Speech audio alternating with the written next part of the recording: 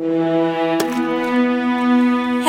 Februarians! That's right, today we're doing the Birthstone Amethyst for all of you that were born in February.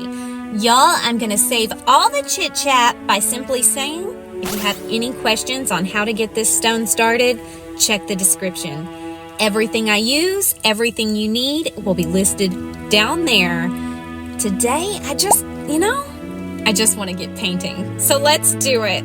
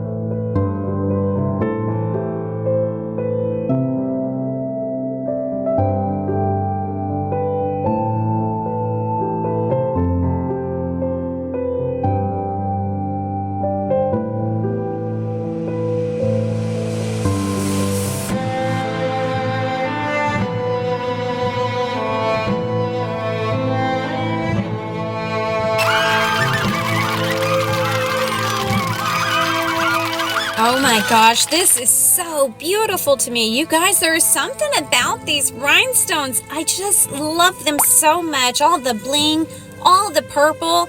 This is gorgeous. I hope you enjoy it. If your birthstone is amethyst, I hope I did you proud.